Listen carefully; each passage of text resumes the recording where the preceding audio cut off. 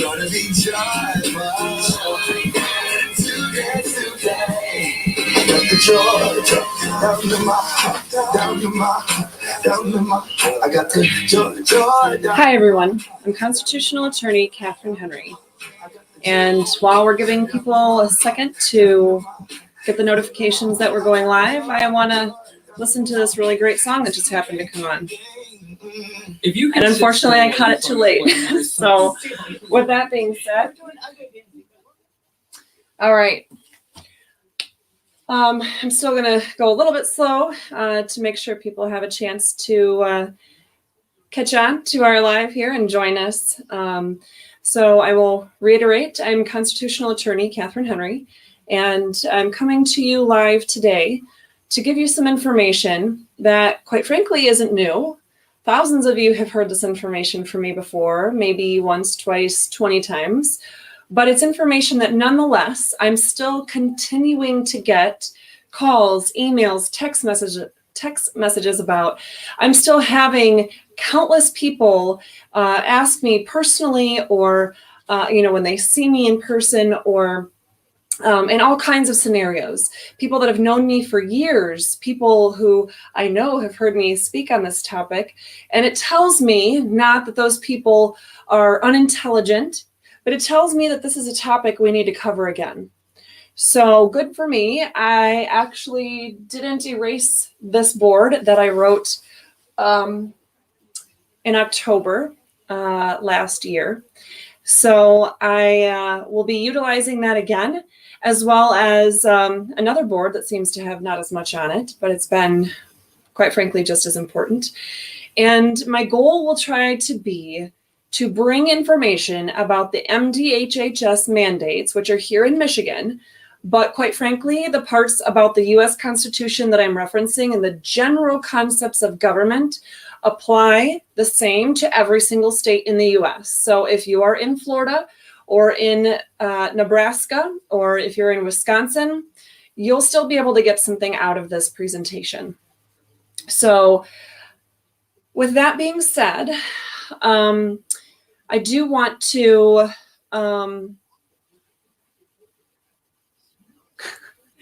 I love it, Rachel. Rachel says through YouTube that this wonderful board is a screenshot on her, is saved as a screenshot on her phone. And you know what? Wouldn't be bad to have as that backdrop that you can see every day and glean a little bit more from every day as you look at your phone. We all look at our phones way too much these days. So, okay, so there's some new things I wanted to share. Not really new, but new in the context that I might not have specifically talked about in the last time I talked about this board. So, number one, well, I'm gonna back up a minute. What are we talking about? What kinds of questions are people having? I can guarantee you that of all of you now watching, and those of you to watch later on, that at least half of you, if not 3/4 or more of you, have had these questions even recently. So I will reiterate that the kinds of questions I'm talking about dealing with right now are dealing with contact tracing, microchipping, the COVID or even the flu vaccine, masks, social distancing, temperature checks, all of those pieces, all of those elements that we have seen in the MDHHS orders, or even in orders that have come out from our local health departments. And how have they done that? Well, here in Michigan, there are two main statutes that you'd want to look at if you're going to follow along with the Michigan Legislature's website. That would be MCL 333. I probably have it up here. I do. 2253. That is the one that gives MDHHS, the statewide organization, to be able to issue certain kinds of orders. And the local one is MCL 333.2453. They have virtually identical language, except for one talks about it from the statewide perspective, whereas the other one talks about it from more of a local perspective. So with that being said, I want to talk about then specifically the kinds of questions I've had when it comes to these types of issues that are being required of people. I had a person call me, it might be almost a month ago now, that I know very well.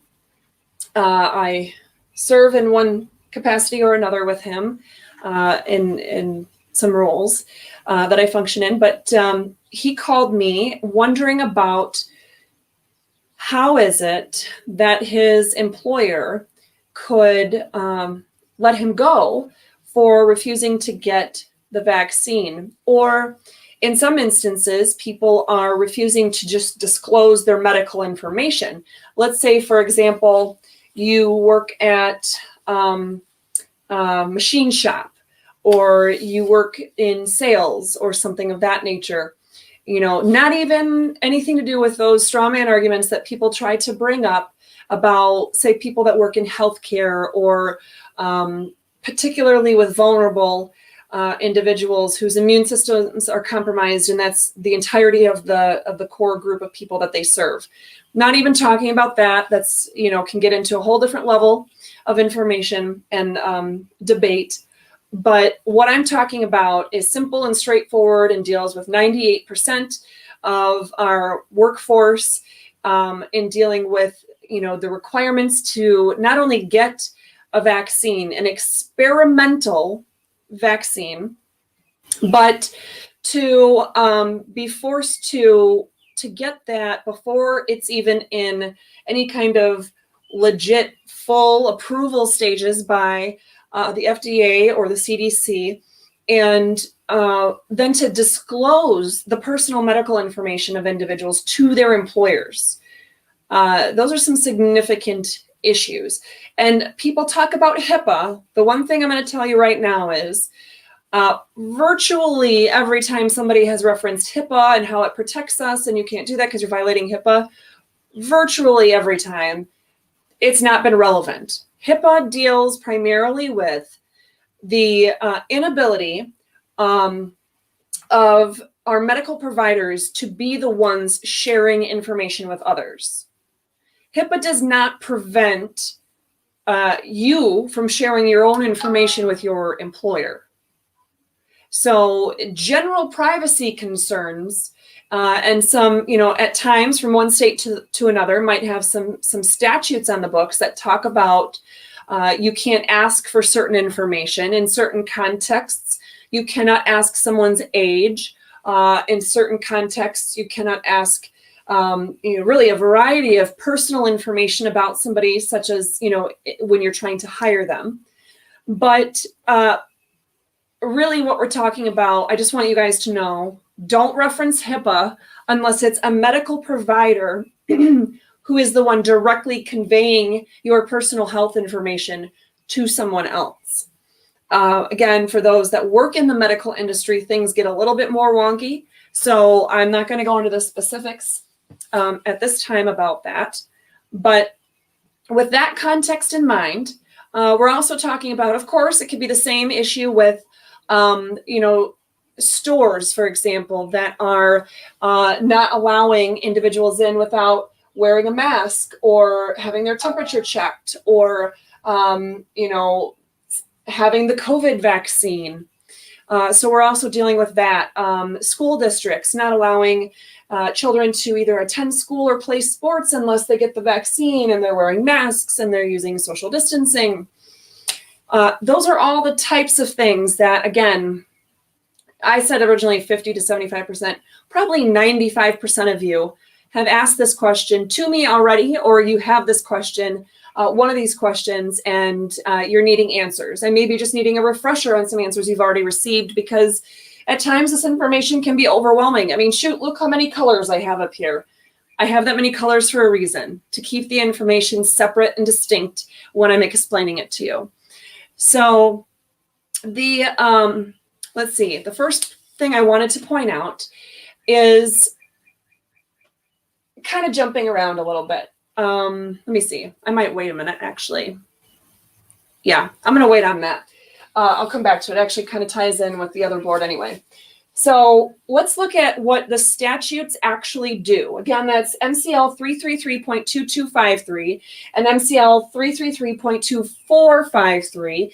They're the ones that give the State Department of Health and Human Services and the local health departments the authority to issue orders when it comes to medical, public health epidemics and the like. So what does it allow them to do? First of all, for those of you who listen to me talk about the statutes and you're like, yeah, that's good enough. No, I want you to read these because they're not very long. The entirety of 2253 is all of 4 sentences. You guys got this. If you can read this statute. The entirety of 2453 I believe has the same 1, 2, 3, maybe only three sentences. Not that bad to take a read. So please do try to follow along with us here. The language is if the director determines that the control of an epidemic is necessary to protect the public health, the director by emergency order may prohibit the gathering of people for any purpose and may establish procedures to be followed during the epidemic to ensure continuation of essential public health services and enforcement of health laws. Emergency procedures shall not be limited to this code.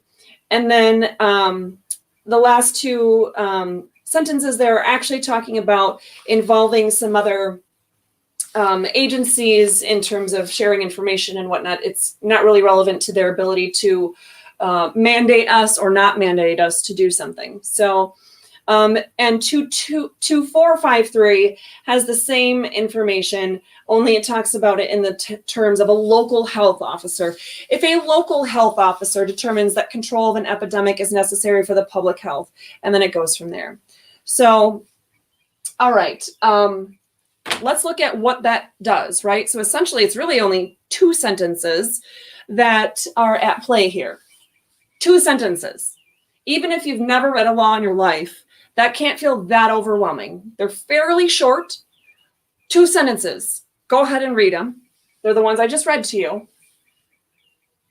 But the first thing that the statute tries to do is give the health department the right to prohibit the gathering of people for any purpose.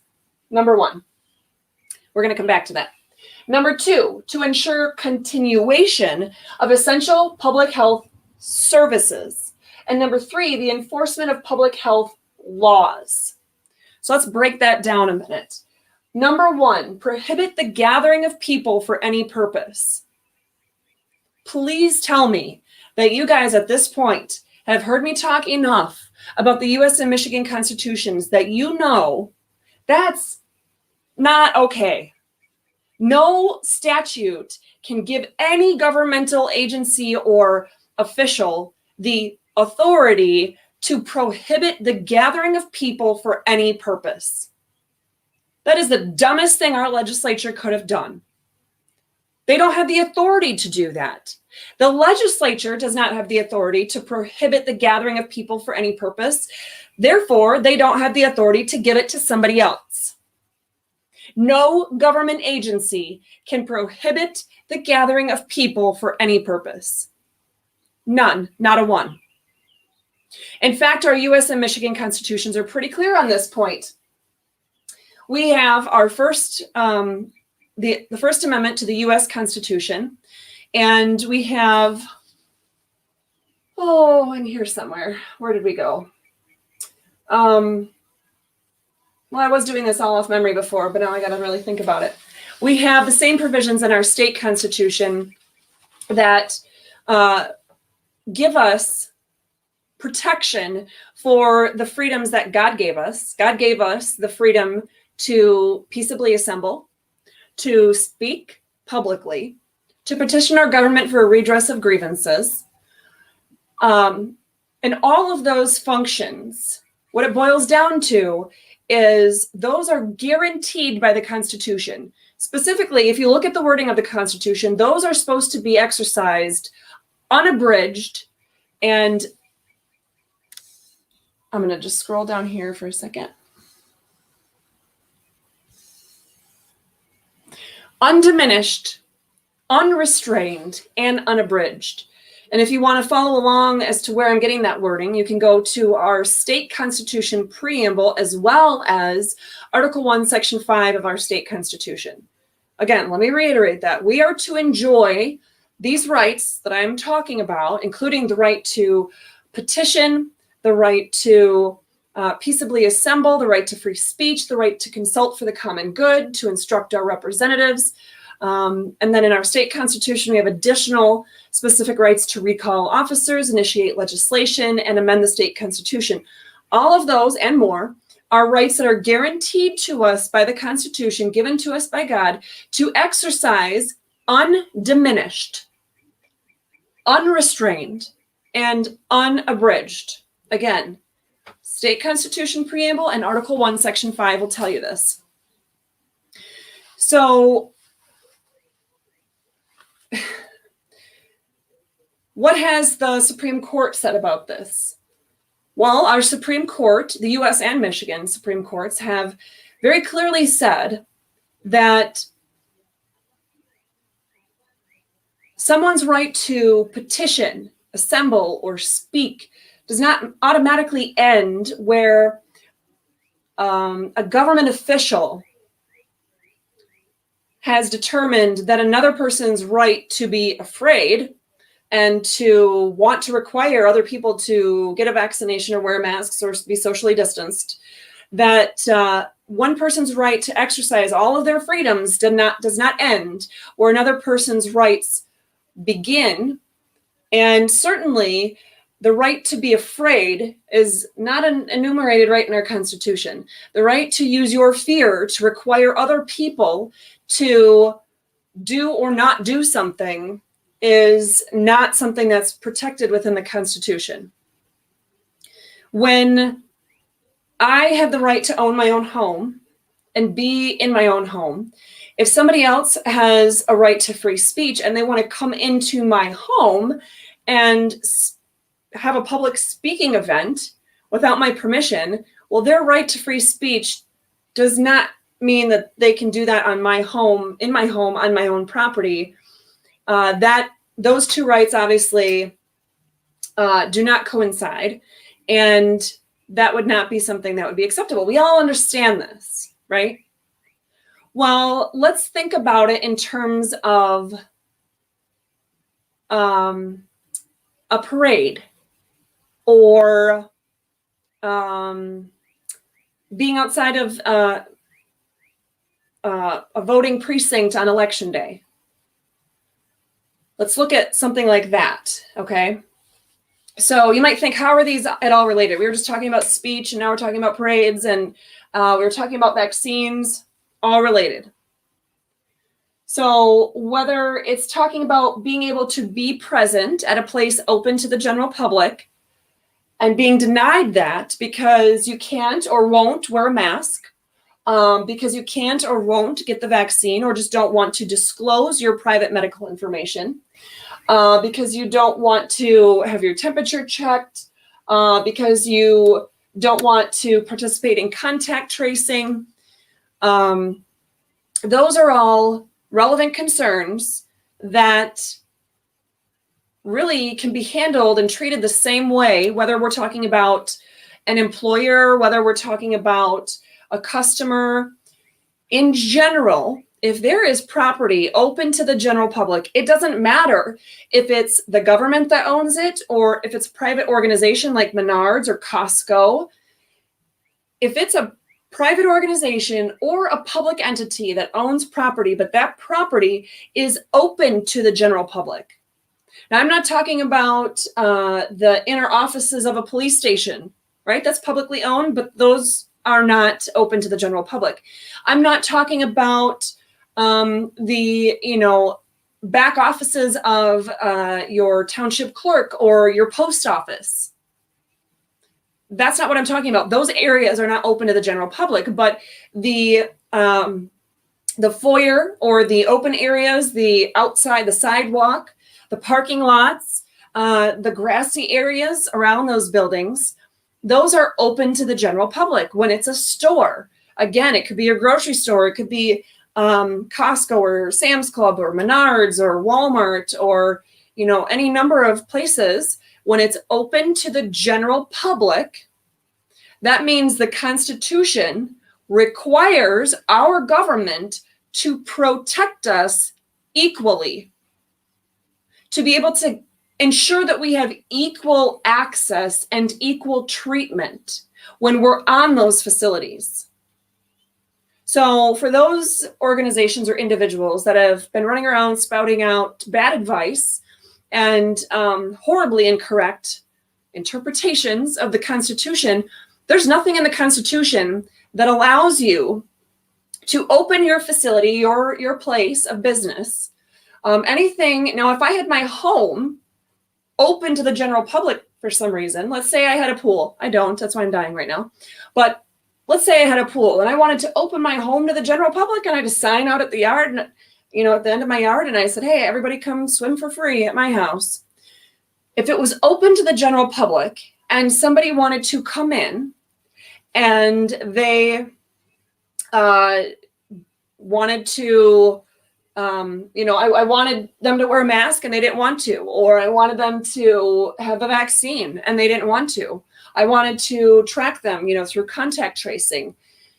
If it's open to the general public, I cannot exclude those particular individuals unless the person is legitimately interrupting the normal course of operations, or unless the person is directly impairing the exercising of somebody else's rights. So for example, at the polls on election day, we have a state law that says you have to be 100 feet away from the door of the entrance to the polling precinct. If you want to, you know, wear shirts and hats that say, you know, Trump 2020, or if you want, you know, to get people to sign a petition or advocate in any way for a ballot proposal, our state law, and the U.S. Supreme Court has backed this up, says that you have to back up 100 feet or more from the front door or from any regularly accessible door to the polling precinct. Why? Think about it this way. In the course of normal operations, if people are like, let's say it's a petition signing, and you have your table and your chairs and your petition boards and your whole group of petition collecting individuals, they're all just right there, right in front of the door, and people cannot readily access. There's no ingress and egress to the building. They can't get in to vote. You are directly impeding the normal operations of that facility. So that's not permissible. And then look at it from the viewpoint of the voter. In that instance, you are getting in the way of a voter getting physically to the polling precinct and being able to place their vote and then leave, to have unobstructed ingress and egress from that polling precinct so they can exercise their right to vote and participate in our Republican form of government.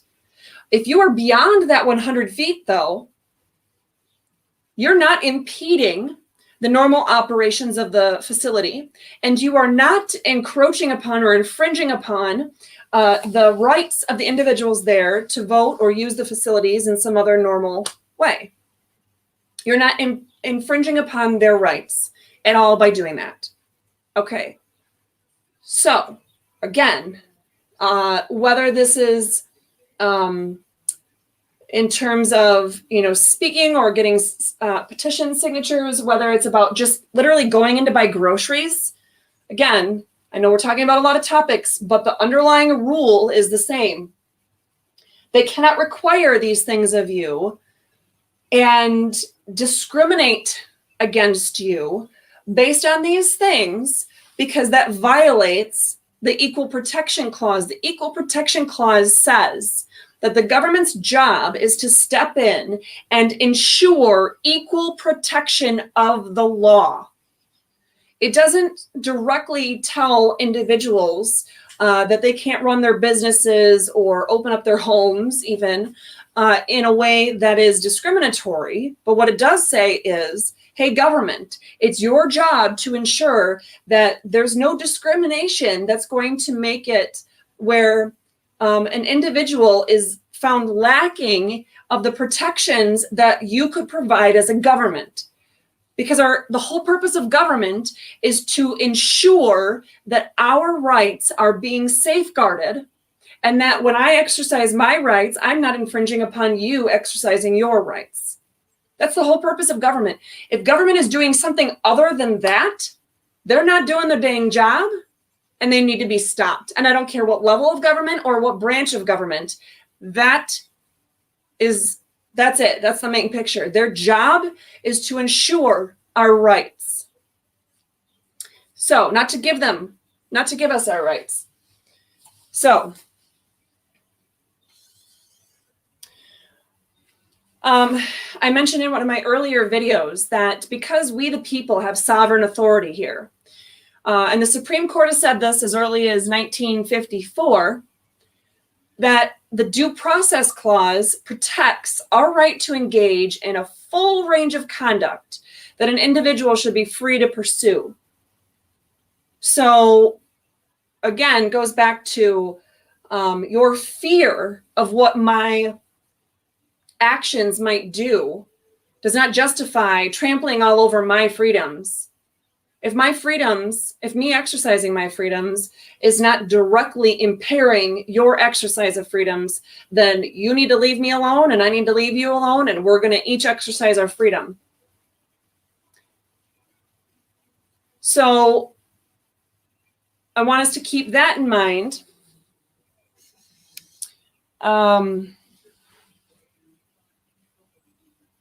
So again, we also kind of talked about the First Amendment in an earlier video, that the First Amendment protects, again, this is a quote right from our Michigan Supreme Court in a case from 1984. The First Amendment is what protects the right of access to places traditionally open to the public. If you have any kind of store or facility or government building, anything that's traditionally open to the public, the Due Process Clause protects the right of access. So no more can you say, well, I'm just following orders, or that's our company policy, or there's a local mandate, or there's a statewide mandate. No, doesn't fly. And for all property open to the general public, all members of the public have an equal right of access. Our U.S. Supreme Court clarified that in 1968 in the Logan Valley Plaza case. Let me reiterate. For property open to the public, all property, it doesn't matter if it's owned by a public person or an individual or private entity or a public entity, it doesn't matter. Government owned, private owned, all property open to the general public. All members of the public have an equal right of access. So it's important for us to recognize that as long as we're not intruding upon the normal operations of a particular facility, then you have a right to be there. And if you're not directly impairing the right of anybody else to exercise their own rights, then again, that's not disorderly conduct. So let's also think about this in the context of things. The very idea of a government, Republican in form, keep in mind, Article 4, Section 4 of our U.S. Constitution guarantees us that Republican form of government, and Article 1, Section 1 of our state constitution here in Michigan says that all political power is inherent in the people. So keeping those two provisions in mind, the very idea of government, Republican in form, implies a right on the part of the citizens to meet peaceably for consultation in respect to public affairs and to petition for a redress of grievances. And that is from our U.S. Supreme Court in 1939, not a new concept. They actually were citing a U.S. Supreme Court case from 1876. 1876. And you can also look at our state constitution, Article 1, Section 3. So assembly, discussing public questions, those kinds of things are traditional uses of public places, like libraries, parks, streets, facilities where government bodies meet, but also, depending on the type of private entity, it might even be a traditional use of those facilities. It doesn't mean that that was the primary purpose of that facility, like a library. The primary purpose, you would think, has something to more do with checking out books. But if it's a traditional use that has been recognized by our society of that type of facility as a gathering place, like a coffee shop, for example, then the people, the members of the general public, have a right to be able to utilize that space and exercise those freedoms equally. And it's the government's job to ensure that those rights are protected equally.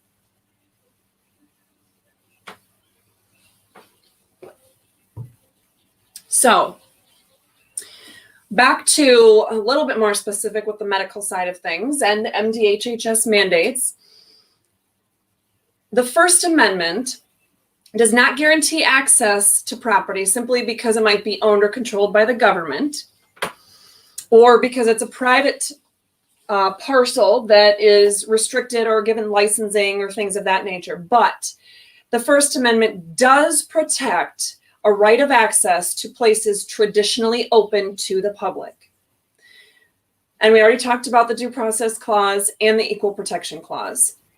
So something else to talk about is, even with private property, our U.S. Supreme Court, in that Logan Valley case I talked about from 1968 in the U.S. Supreme Court, even with private property, this is a quote, ownership does not always mean absolute dominion.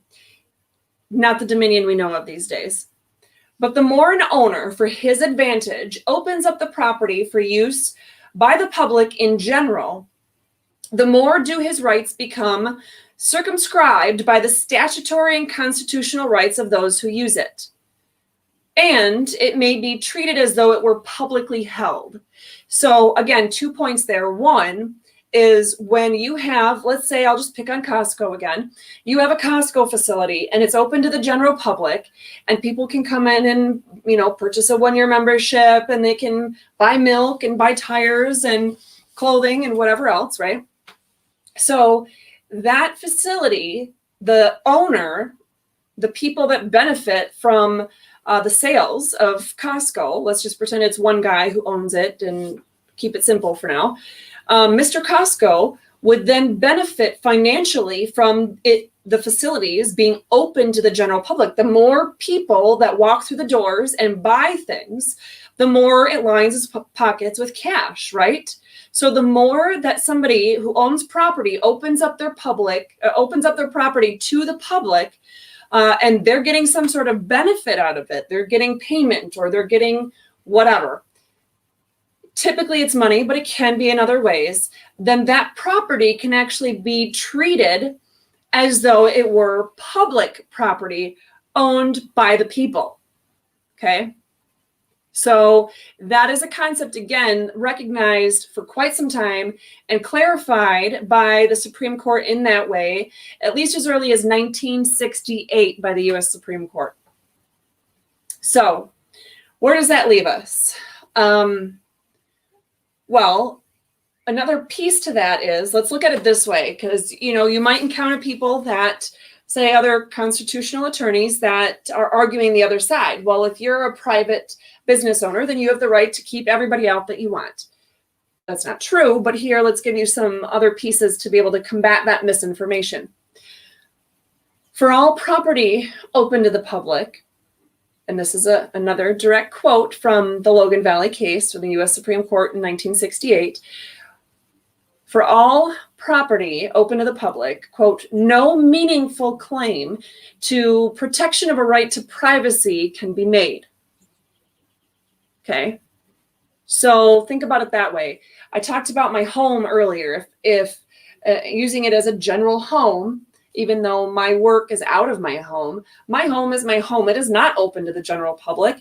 And it is, I have a right to privacy in my own home.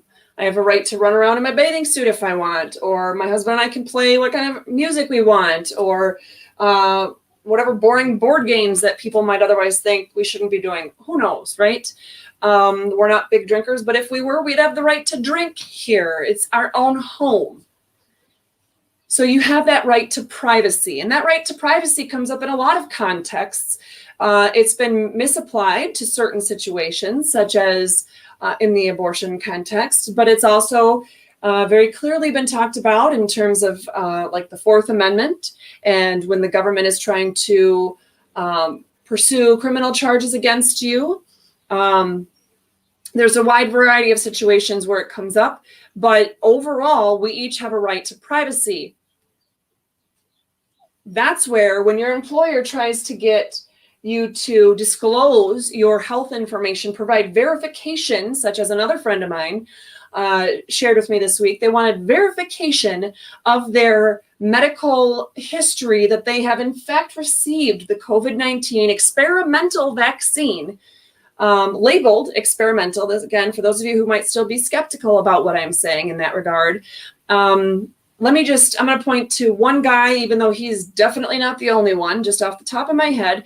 Dr. Martin Dubrovic out of Cadillac, Michigan, is an expert immunologist and epidemiologist who does roughly weekly newsletters, a little bit better than I send mine out sometimes. What he has been doing is been trying to combat the misinformation that's out there, and he leads you to a link with a source directly from the CDC, or I think he's referenced the World Health Organization. In any event, he's not just making this stuff up. It's not coming from his own patient files even. It's coming from the very sources that are turning around and telling you, oh, you need to get this vaccine. It is experimental, and the results are, according to him, an expert immunologist and epidemiologist, the results are of the adverse effects and reactions, even death, are being so underreported that it really undermines the credibility, whatever the CDC had left of credibility, as well as the credibility of the particular drugs that are being administered to people in this trial basis, approved on this not full approval status from FDA and recommended by the CDC. So I want you to keep all these points in mind. So, and I already covered that because I'm ahead of myself. So I want to round out again. People cannot be excluded, whether they're there to peaceably assemble or just to exercise free speech in some manner, just by wearing shirts or just by being present without a mask on or whatever the situation is. They cannot be trespassed, right? It's not trespassing, whether it's publicly owned or privately owned, it doesn't matter. If they are on property open to the general public and they are not obstructing normal operations and they are not interfering with the rights of others to their normal use of the property, then they can't be kicked off the property for any reason. But certainly, if you are on public property, scratch that. If you are on property open to the public, doesn't matter who owns it, you cannot be charged with trespassing. Okay, well, they can technically do something that they don't have the authority to do. We've seen that in my case. And I'm going to talk about more of that in a minute. But let me get back to the other two elements here of this statute. MCL 333.2253 and MCL 333.2453 are the two statutes we're talking about, especially if you're just kind of joining us here. These public health codes provisions, the second point is that those orders can be used to, quote, ensure the continuation of essential public health services. So let's break that down. ensure continuation. Well, anything that wasn't happening or being offered or being done before the epidemic, as it's referred to in these statutes, nothing that was done that wasn't being done before COVID would be continuing, right? It's literally a continuation of something that had already been started. We were not doing contact tracing. We were not doing microchipping. We were not requiring the COVID vaccine. We were not requiring masks or social distancing or temperature checks. So none of those could be the subject of any of these orders, just based on the first couple of words right there. But then let's continue. Of essential public health services, essential, is forcing someone to get the vaccine that is experimental and not even proven to work and is not even designed to truly function as a vaccine, but rather as a typical booster, like the flu shot, that is only has efficacy from 40 to 60% of the people who receive it for various reasons. That's not a true vaccine. That's not going to wipe out the disease, the illness, whatever we're calling it. That's not going to wipe it out just by getting the shot with the COVID vaccine or the flu vaccine. So it's not essential, because getting it doesn't even solve the problem. What about the masks? Well, let's think about some of the things that people that are expert, PPE experts, such as Kristen Megan and many others, have talked about how you utilize the masks. And look at society as a whole. Does society as a whole really read that whole box of directions? Do they really follow in detail every step of what is appropriate? No, especially when we're talking about children or teenagers. I've got some of those, let me tell you, or husbands. They're not necessarily going to follow every single step to that. Well, if you want to use PPE, if you want to have masks or any of the other PPE, it's only effective if you're using it the right way and if you're using the right materials. There's been times where both the CDC and MDHHS and the World Health Organization and even Fauci, all of them have said, well, you can't use those drugstore masks. They're not going to do any good. You can't use those homemade cloth masks because they're not going to do any good. You know, the cloth has, or even the like the dust masks, the fibers on them are too loosely woven, essentially, and those microscopic particles that are where COVID-19 lives, those particles are so minute, more so than so many other infectious disease materials and cells, that they, I think Kristen Megan Kelly once had a Facebook post that was a little meme, and it showed a chain link fence and was talking about, maybe it wasn't her, maybe it was somebody else, but it's wearing a mask, especially one of those kinds of masks, to stop COVID-19 is like putting up a chain link fence and expecting the mosquitoes to stay away. A mosquito's going to come right through that thing. And most of the masks that we see all around in the public are the same way. They're not actually going to stop or even slow the spread. Yeah, you might think you're stopping or slowing it because as we talk and speak and sing and whatever, you know, we have the moisture, or, you know, if we spit or sneeze or whatever, all of those droplets, right, are being slowed by wearing a mask. But it's not, that doesn't stop the COVID spores. The COVID spores themselves continue right on through those masks. And now, if you actually have looked at the last several of the mask orders as required by the MDHHS, they've actually gotten very specific. They're saying face shields don't count.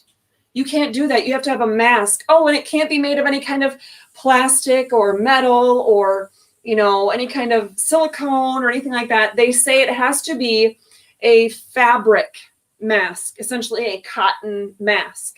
And neck gaiters don't count. It has to be tightly fitted to your face to cover your nose and mouth where you breathe. And it has to be a cloth material. Let's think about that. Cloth, chain link fence, mosquito. The idiocracy, when we've come full circle, my point, I won't go down too much more the medical or scientific side because that's not what I'm here to do. But my point is, it's at least widely enough debated on the efficacy of using those kinds of things that they're certainly not essential public health services. But let's look at the last word there, services. So the government, according to these statutes, can make these orders to ensure the continuation of essential public health services. So the government wants to ensure, say, that they can do possibly mammogram screenings, pregnancy tests, prenatal care, well child checkups, cancer treatments, right?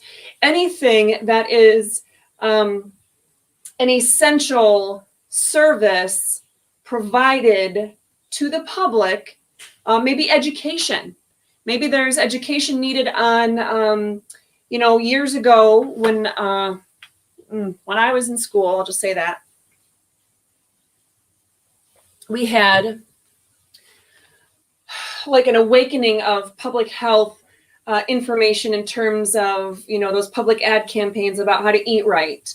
And they really hammered on the food pyramid back then, which they have now changed. But, that you're supposed to get so many grains and so much of milk and fruit and vegetables and all this stuff, right? Proteins, that educating people about what kinds of foods and vitamins might be needed during pregnancy or at older stages of our life or whatever, all of those things, providing information, providing services or screenings, those are, you could argue that those are essential public health services. But the bottom line is a service is a service. If somebody comes here, it's the same kind of service. Don't think it's magical and special just because it's in the law, that it somehow is some sort of legal term. No. The term was made by everyday average people, supposed to be everyday average people who are your legislators, and they represent the everyday average person. And these are statutes meant to regulate the everyday average person. They have words that mean the everyday average meaning. So if a lawn company pulls up right here and they hop out and they want to start, they offer a service, a lawn mowing service. And you know what? I'm going to pick on my friend Micah. He might be watching. I don't know. So let's say my friend Micah decides he's going to drive all the way over to Hudsonville and he's going to bring all this lawn equipment and he wants to mow our lawn and offer us that service. And then I don't know what his rate is. Let's say it's $25 each week. I have no idea.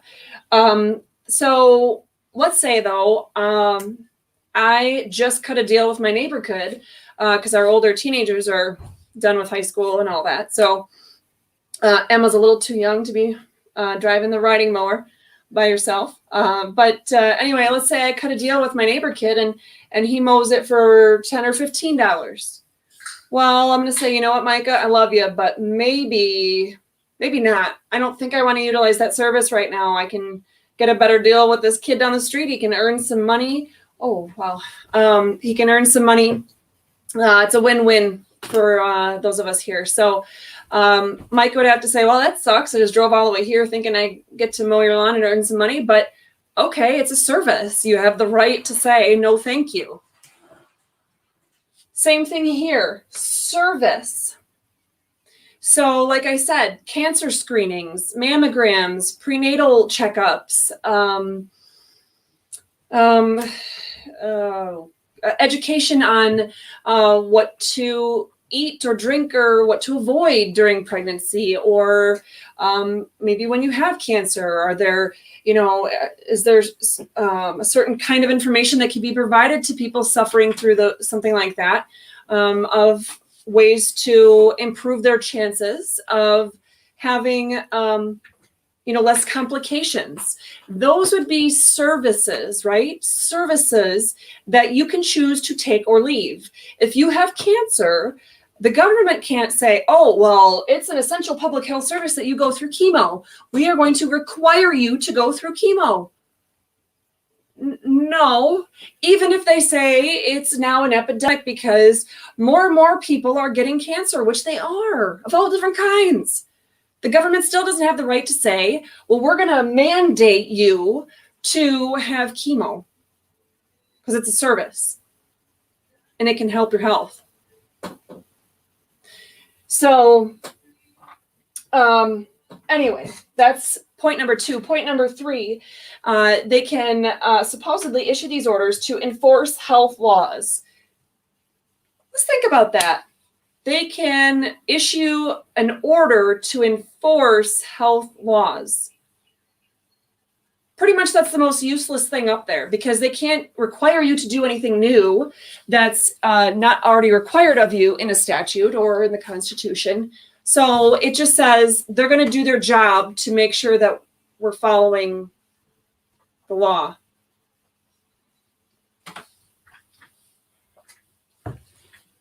So, what is a law anyway?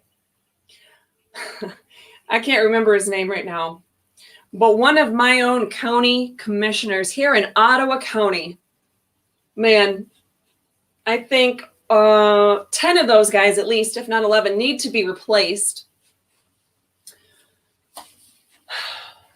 What is a law? Is a government mandate a law? Maybe. Is a health order, a public health code order that comes from MDHHS or the local health department through one of these 2 statutes, those orders and what they require, are those mandates? Are they laws? No, not even by any stretch of the imagination. If you want to know in Michigan what a law is, go to MCL 8.8. There's only 3 ways something can be a law. Number 1, if we initiate it as the people, right? So you had the Unlock Michigan petition last year that the people of Michigan gathered, whatever it was. I think in the end they ended up saying there was over 400,000 valid signatures. And then it went to, well, they held it up and it didn't go. But let's say they turned in the signatures and right away it was turned over to the legislature, or it can go to the ballot. In any event, if it's people-initiated legislation, our state constitution allows for that. So the people can make laws. And yes, it takes a law to repeal a law. So there could be a law that says this law is now repealed, such as these should be. These should be repealed completely, gone. In fact, Unlock Michigan has announced that they have a new petition. I'll get into that in a minute. But those are in public, people-initiated legislation. You have the typical way of making a law, right? Where you have one house of the legislature that passes a law, and then another house that also passes the same language, and then it goes to the governor, and the governor either signs it and immediately it does become law, or it might become effective later, but it's immediately a law, or if the governor decides to veto it, then it goes back to the legislature. And if they have a 2/3 vote, then it becomes law anyway. Third way you can have a law is in Michigan. Article 5, Section 2 of our state constitution allows the governor to issue executive orders that reorganize the executive branch. Instead of these departments I want to combine or merge or have these people or this head of a department does this function, those types of things can be done by an executive order, an EO, as we all now know them, as referenced in abbreviated form. And those cannot be used to regulate the people. Those can simply be used to reorganize her own branch or his own branch of government. And they have to be presented to the legislature, though. I believe it's 60 days, and the legislature has to speak up if they want, in a timely fashion, if they don't want to allow that change to go through. That would be considered a law if the legislature decides not to challenge that. And it's only reorganizing the executive branch. Only 3 ways that you can have a law in Michigan. Okay, MCL 8.8.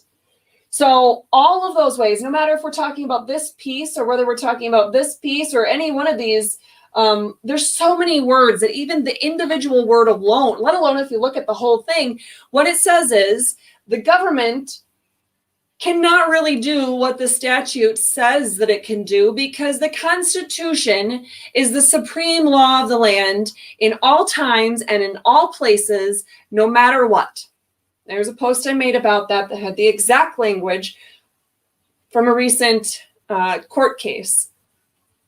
No times of epidemic or pandemic or any kind of other crisis just give excuse to violating the Constitution. None.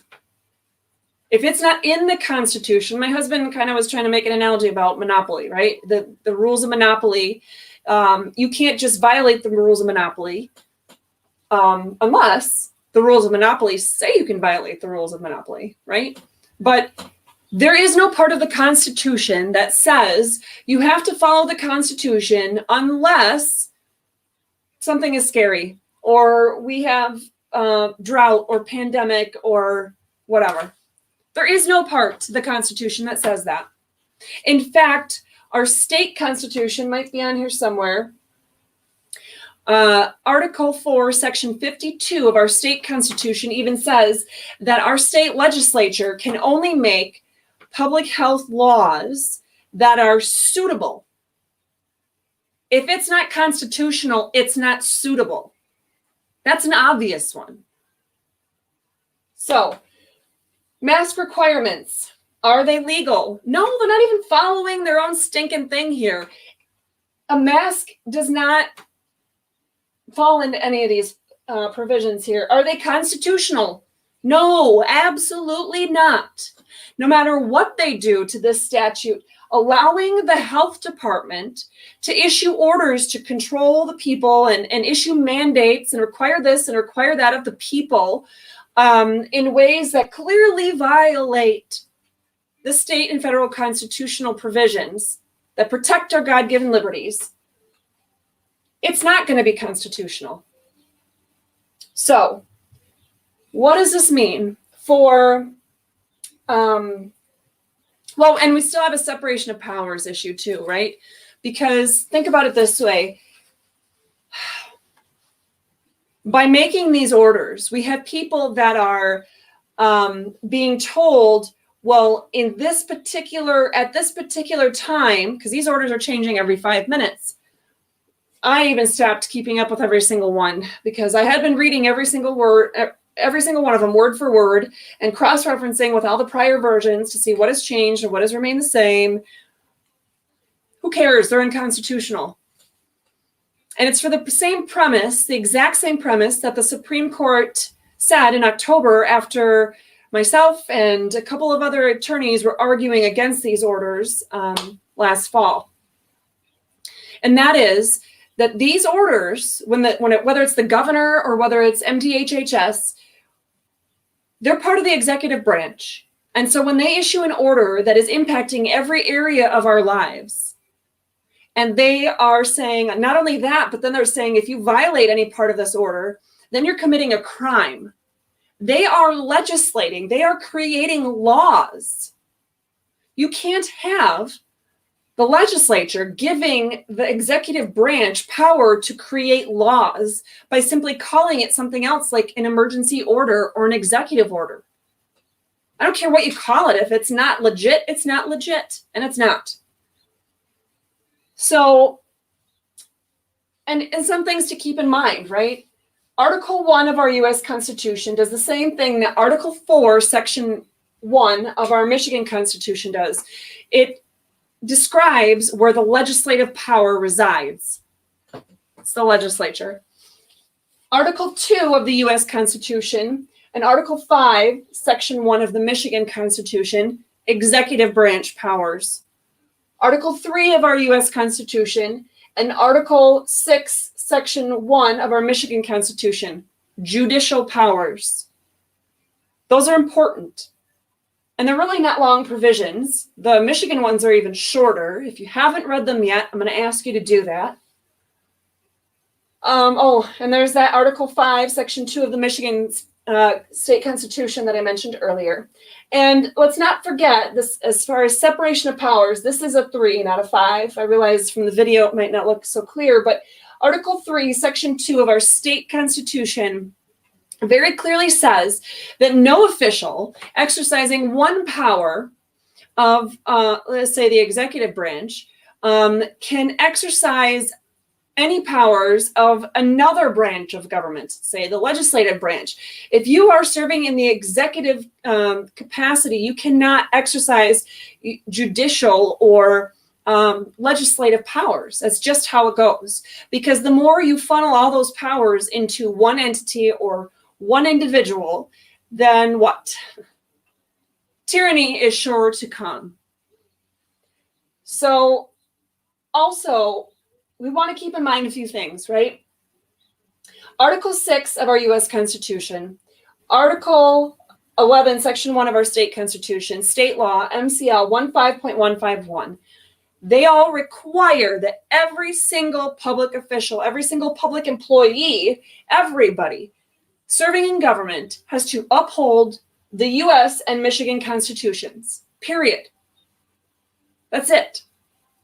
They don't take an oath to protect the public from a pandemic. They don't take an oath to protect us from any other scary thing, from a drought or from disease or anything like that. They take an oath to uphold and support the U.S. and Michigan constitutions, which, again, the purpose of those were created, and what they actually do is to ensure that we have the ability to exercise our God-given liberties, including Article 1, Section 23 of our state constitution and the 9th Amendment to our U.S. Constitution, which are our unenumerated rights.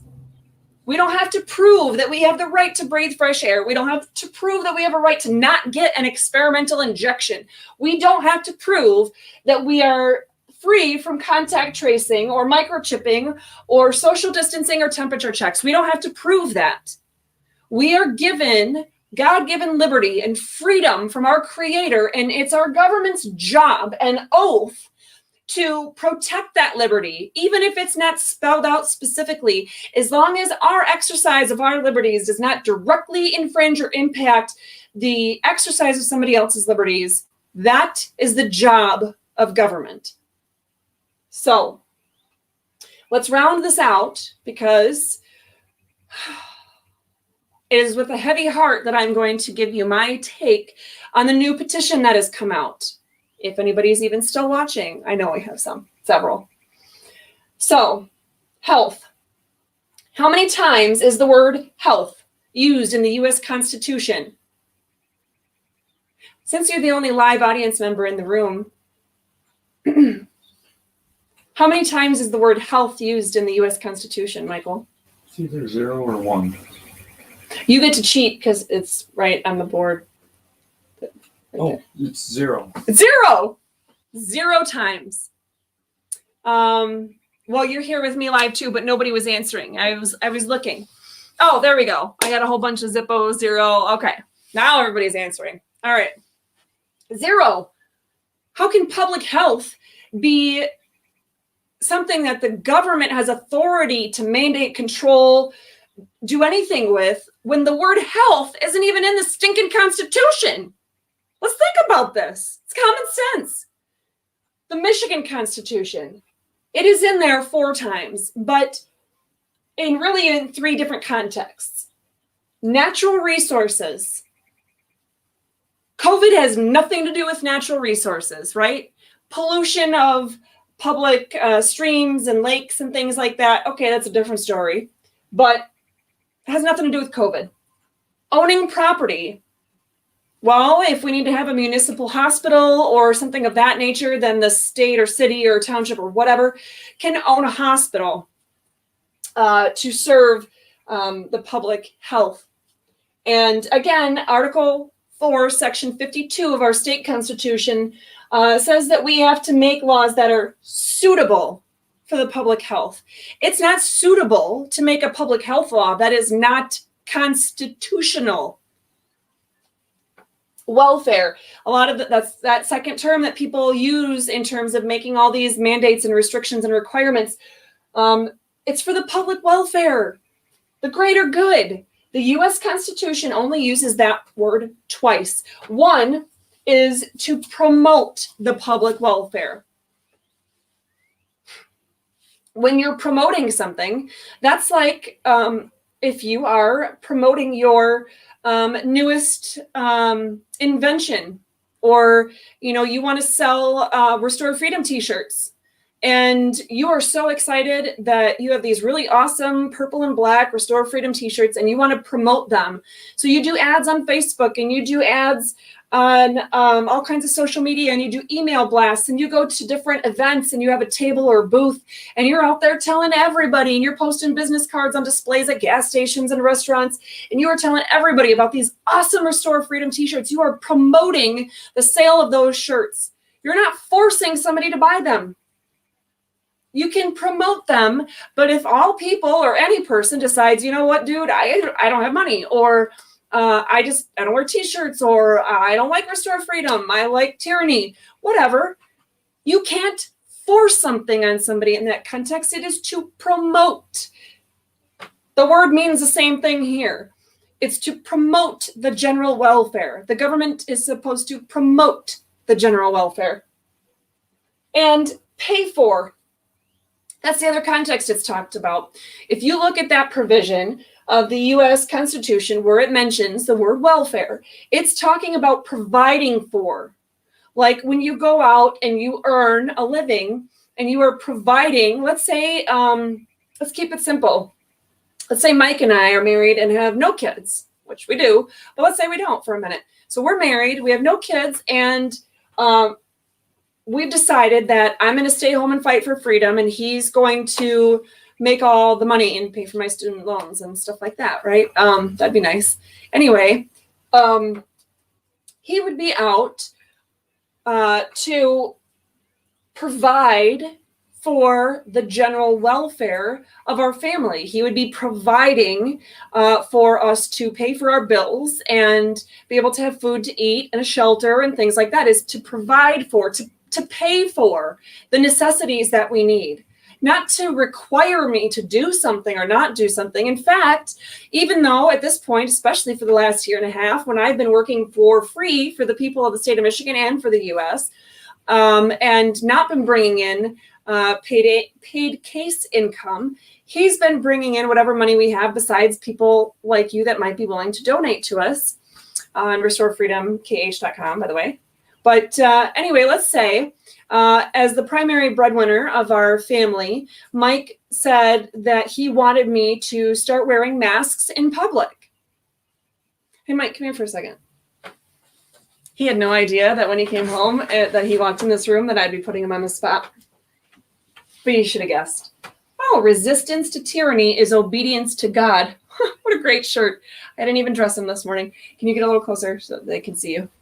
Okay, back up a little bit. Yeah, okay.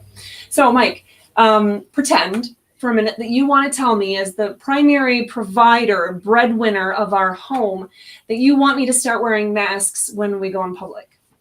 Go ahead, try. That's pretty hard to say. Just try. Especially in front of you. As the primary breadwinner of the family, I think we should start wearing masks. No, you're trying to mandate me to wear a mask, like the government's trying to do. Okay. Well, that's even harder. Yeah, I know. Yeah. Just pretend. We will start wearing masks. He's trying to tell me what to do. That is funny. Yeah, it is funny. So do you think that would be my normal reaction if you tried to tell me what to do? No. Would I say, yes, sir? Over my dead body. Okay, that'd be more likely. Yes, How successful is it to, because you're the primary provider of my general welfare by paying for, despite donations, or in addition to donations, you're the primary person that's providing for my food or my clothing or my shelter right now. How well does it work if you try to tell me what to do and mandate I do something? That is not successful. No, that doesn't work. No, doesn't work. Nor should it. Thank you. You're welcome. Nor should it. So that's literally what that second provision in the U.S. Constitution talks about. The general welfare, to provide for the common defense and general welfare. So my husband is supposed to be in our family home. He is supposed to be the one, just like the government in the terms of the Constitution, in our family, my husband's supposed to be the one to provide for the common defense and general welfare. He has more knowledge of the firearms that we have. He has more knowledge about knives or explosive materials or whatever, right? He has the way to defend, to provide for the common defense of our home and of our family and of me. And that's very analogous to what the government's job is supposed to be. To provide for the common defense and general welfare is exactly of how, our government is supposed to be trained in firearms and explosives and in all of those kinds of defensive tactics, because if we have, say, a September 11th, 2001 situation, our military needs to hopefully catch it before it happens. But if they don't, they need to be able to know how to address that issue head on and defend us. And to provide for our general welfare, to be able to pay for the essential services or offerings that are required in our Constitution. We need infrastructure to be able to have a country. We have a right in the Constitution, at least even as interpreted by the most liberal of judges, we have a right to move freely from one state to another, from one part of the country to another. Well, how can you do that if the infrastructure doesn't exist, right? We have a need for all kinds of other infrastructure and things that would be in the sense of providing for the general welfare. Our Michigan Constitution references that word 3 times. One in the sense of atomic energy, not relevant here in the slightest. One, again, in the context of natural resources, also not relevant here. And another is where we talked about over here with, I have it somewhere. I thought I did anyway. Article 4, section 50. Oh, I've been saying 52. It might be 51. Anyway, Article 4, section 51 or 52 of our state constitution. It's like 90 degrees in my office, so my brain is now turning into mush. Where the legislature, it says that the public health and welfare are important, but then it goes on to say that it's only suitable laws regarding public health that are allowed to be passed. So it references the public welfare, but then does not give a specific set of permissions or authority for the legislature to make laws regarding the general welfare, only recognizing the general welfare is important, but that it's the public health where laws may be made. Safety. Well, it's all about keeping us safe. Let's stay safe and stay healthy and whatever. We're all in this together. Whatever. I know my dear friend Rachel has had a bunch of drinking games about all the catchphrases, or at least thought it would be funny to do a bunch of drinking games on some of those catchphrases. So safety is another one, though, that has been used for decades as a way to give the government power to control us, right? Well, it's all about the public health, welfare, and safety. The U.S. Constitution mentions the word safety 1 time, and that's referencing if the public safety so requires, the writ of habeas corpus may be suspended. Habeas corpus has nothing to do with whether they're going to try to require us to wear masks. Michigan Constitution, that word safety is in there 6 times, but really only in 3 contexts that might be remotely, arguably relevant. 1 is actually habeas corpus, again. 2 is the natural resources provision that we talked about. And 3 is to own property. So in this case, it would be like if the sheriff's department or police department had a police station, or the sheriff's department had a building that housed the the sheriff's department and all of their personnel and their equipment. That gives them the ability to own property for the public safety. So all of this goes to one conclusion, right? If you look at the words of the current proposal by Unlock Michigan, the current proposal is to add that these mandates and doing this, they're not changing any of this language. They're still saying you can prohibit the gathering of people for any purpose. They're still saying that, well, even though the problem is that these orders have been used to violate what's even allowed, we're not going to address that issue at all. We're going to leave that language exactly as it is. And all we're going to do is make this statute exactly like the 1976 law that the governor already used to violate many of our freedoms. They're adding the language that the authority of the director to issue, revise, or enforce an emergency order under this section shall continue for up to 28 days. After 28 days, an emergency order is automatically rescinded and unenforceable unless a request by the director for an extension of time to issue, revise, or enforce an emergency order for a specific number of days is approved by resolution of both houses of the legislature. And they're proposing that language change in both of these statutes. So they're saying it's okay for the health department to require all of this stuff and do what they've been doing as long as it's only for 28 days. So according to the statutes we have on the books, the governor has her crack at 28 days with the 1976 Emergency Management Act. Then her employee, right, her Department of Health and Human Services director can then continue her dirty work through MCL 333.2253 to issue statewide orders for up to 28 days with this change, proposed change. And then if they were smart, then they would say, well, they're going to wait for the local health departments to issue their orders until these ones expire if the legislature doesn't extend them.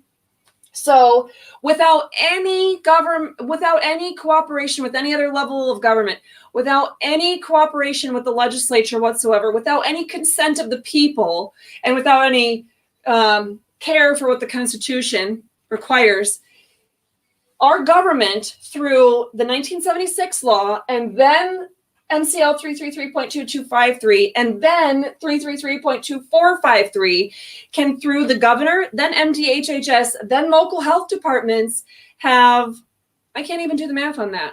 Mike, what is 3 times 28? 56 plus 28, but I can't do that beyond that right now because it's so hot in here. So you get my point. It's essentially 3 months. What? Should be 74, I think. We're going to go with that. 74 days. No? What was the numbers? 28 times 3. Oh. 74. Thank you. Somebody confirmed for me. Okay. 84. What? You said 28. Yeah. Times 3? Yeah. It's 84? Yes. Oh, somebody else did say 84. Okay, well, at least I wasn't the only one that did the same math there. Anyway, 84 days. That means for 84 days, the government, just the executive branch, can control us and continue to require contact tracing, possibly microchipping in the future, COVID vaccines, flu vaccines, masks, social distancing, temperature checks. They can close down every business and every school. They can say, nope, you can't have capacity more than 2 people. Or they could just say, nope, you can't have any at all. They could say, oh, well, it's a Lowe's or a Home Depot, but you can't sell paint. It's a home improvement store, but you can't sell home improvement items, whatever, right? They could do all that crazy stuff that we've seen before, according to this new petition. This petition is saying, go ahead and do the exact same orders, but now we're going to say you have to stop at 28 days unless you have the legislature's permission. So again, The 1976 law is, which I forgot the cite to that. It's not the 10.31. It's, oh my gosh, I don't remember. Anyway, the other one, the 1976 Emergency Management Act, that one gives 28 days to the governor without any extensions from the legislature. Then state MDHHS can go do their 28 days. Then local health departments can do 28 days. And so you have 84 days where the executive branch can require us to do all of these things. What good is that kind of a petition? So,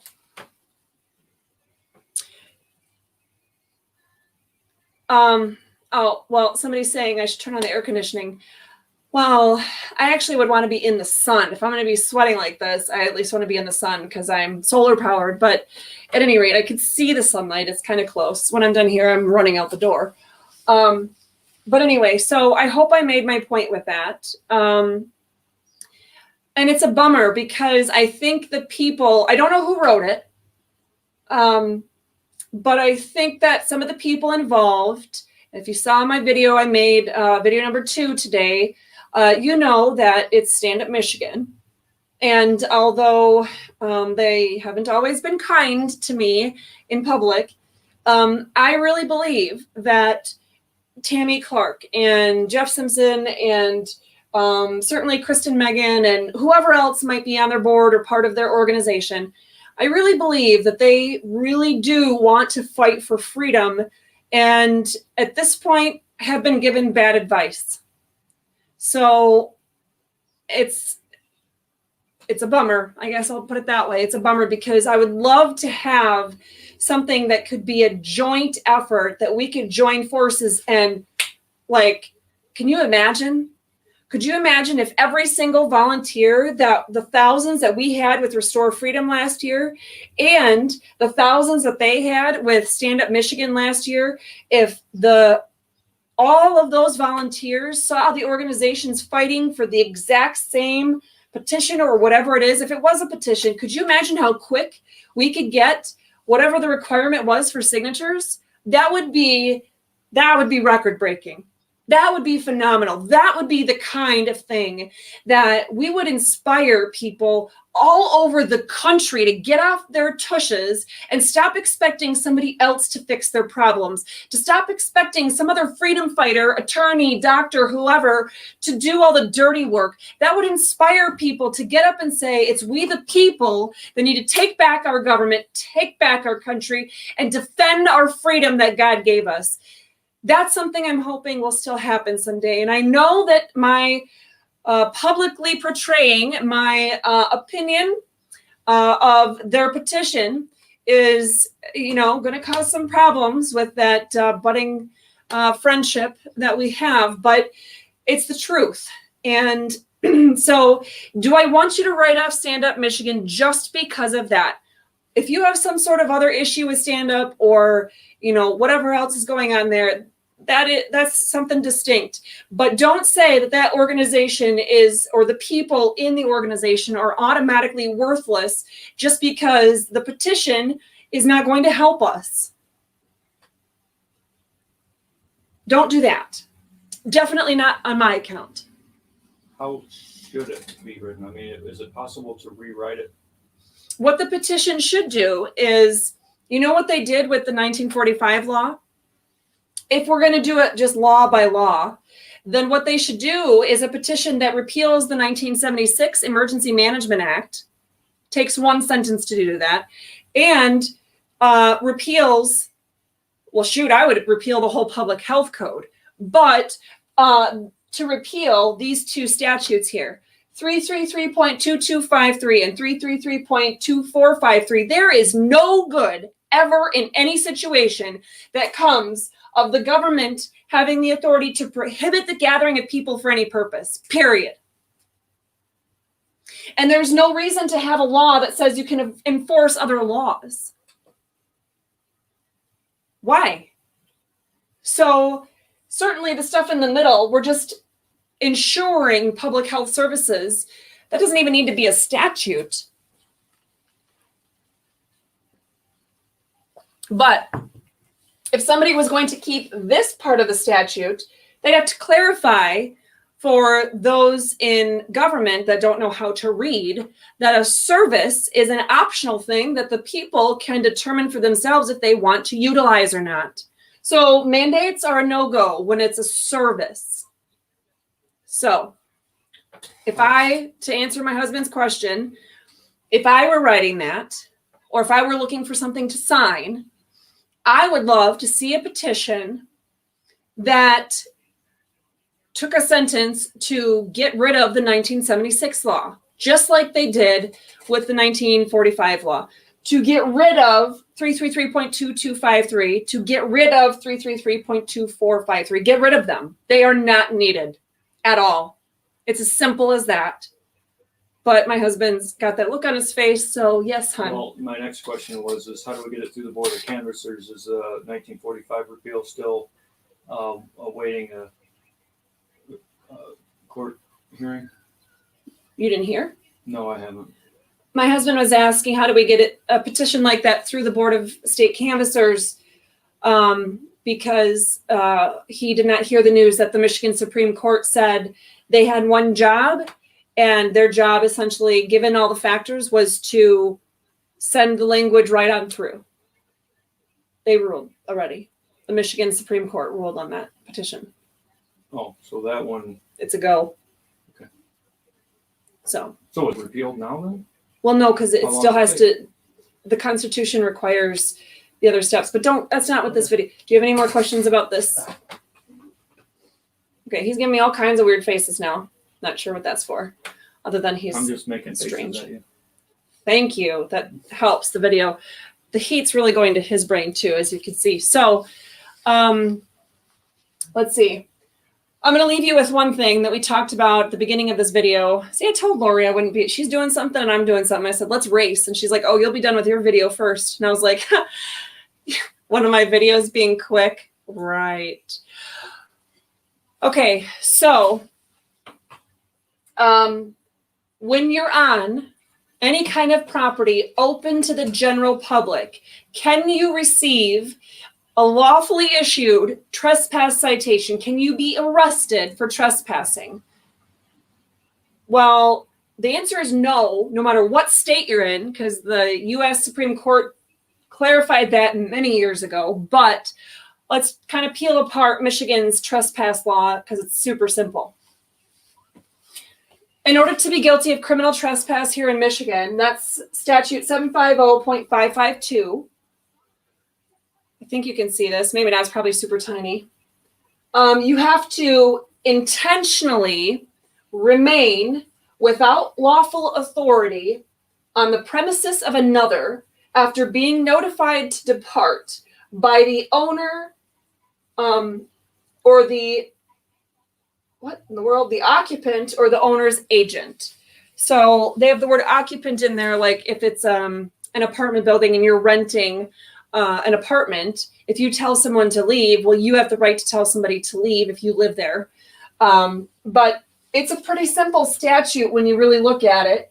And the person that is on the property has to have lawful authority. If you have lawful authority to be, say, on property of a store that is open to the general public, you have lawful authority to be there because the Constitution, whether you look at the First Amendment or the Due Process Clause or the Equal Protection Clause or a variety of other things, you have a lawful right and a constitutionally protected right to be present where other members of the general public are allowed to be present.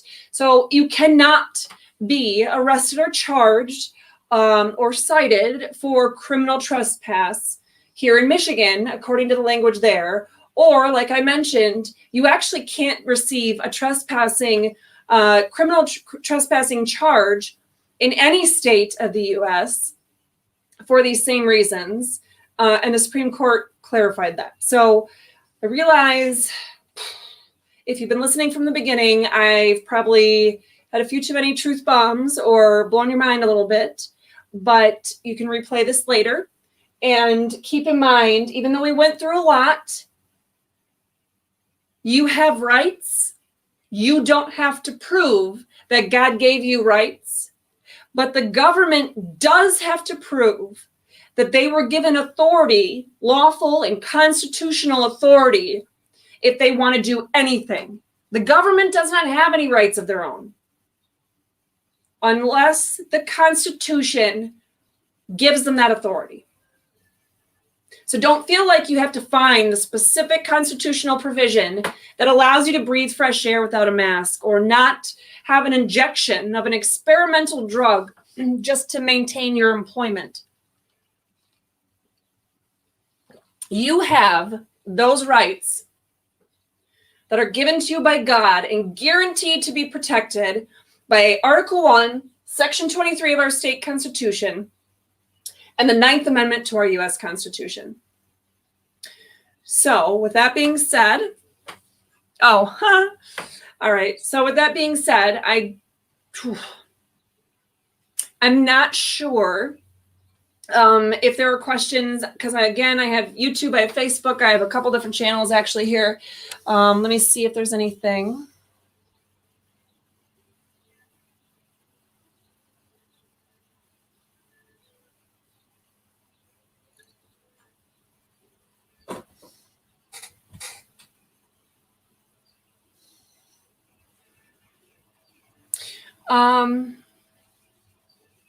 So a couple of things. Number one, somebody's asking me to write a brief that talks about all this. So I guess with the purpose of hoping that Stand Up Michigan or Unlock Michigan is going to reword their petition. My guess is that they don't really care what my position is on it, no matter what I say. And I don't have the time to do that. I at least owe it to you guys to give you the information that I know is there. Just like at the beginning of their petition, the first go round, when they wanted to get rid of the 1945 petition, the 1945 law. And I was telling people way back last April, May, June, July, you name it, getting rid of the 1945 law is not going to solve our problem. And unfortunately, a few thousand people, too many, did not heed my warning until the Supreme Court declared that law unconstitutional on October 2nd. And then the governor started using the public health code, which I have been warning people was a problem. Again, these are not our only problems. There are many statutes that are a problem, which is why I wrote the Restore Freedom Constitutional Amendment petition. And wouldn't that be something if Stand Up Michigan, Unlock Michigan, whatever, I don't care who, if they wanted to use all their resources, because they've got a lot more, they've had millions of dollars donated. Not so much. So if they could use those funds and those resources to be able to get something like even the Restore Freedom petition, if they wanted to take it and run with it and slap the Unlock Michigan or Stand Up Michigan name on it, that's fine with me. I would still be totally happy to argue in defense of that at any event or in any court, knowing what the certain individuals in government power right now would do to fight it. But I would definitely take on that task, no matter whose name is on it. That would be my hope. But at the very least, I'm hoping that enough people can ask them to reword it or address it so that these statutes are really corrected. Because again, we're so much focused on the here and now, and like, I want it now. It has to be, this immediate society, right? Our devices have to go quicker. Our phones have to be quicker. We have to have on-demand TV. We have to have oil changes that are quicker. It doesn't matter. Everything's quick, right?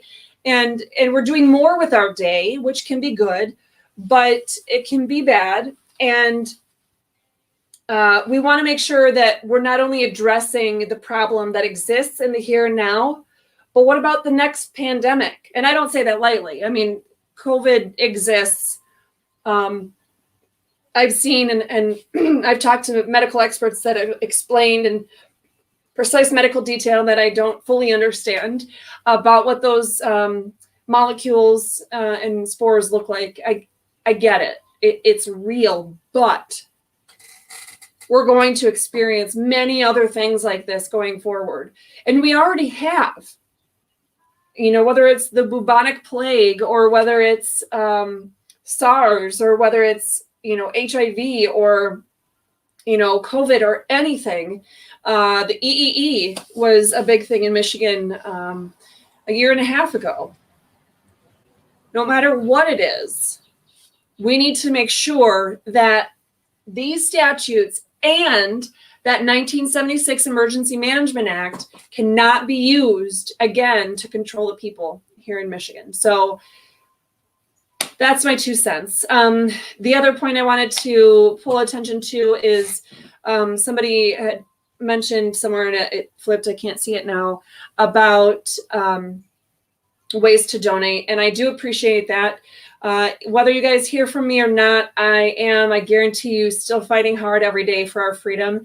No matter where I live, where I go, you know, how old my kids might get, until my dying day, I can almost guarantee you that until my dying day, I will definitely be fighting for our freedom. So any of you who would like to help and donate, our website has listed all the ways that you can do that. There's Square and PayPal and credit card and check and cash options. And whether it's $5 because that's just all you have or feel compelled to share, or whether it's more than that, whether it's a one-time thing or on a regular basis, I really would appreciate that, because even though we're going to be downsizing now that our older 3 kids are all done with high school, you know, I still have a lot of law school debt to pay, and we still need to eat. And I'm not bringing in, you know, regular income while I'm doing this fight for freedom. So, and my entire firm is now focused solely on this. So with that being said, if you are looking for those ways to donate and don't see a link by comment or anything, it is restorefreedomkh.com, restorefreedom, K as in Catherine, H as in Henry.com. And I do hope that I will still have time to do yet a 4th video for you later, where I will answer your constitutional questions. Again, not necessarily be providing personal advice, but to provide you with real, tangible answers about your U.S. and Michigan constitutions and the questions you have for those. So with that being said, I hope you guys have a wonderful evening, and we will see you later.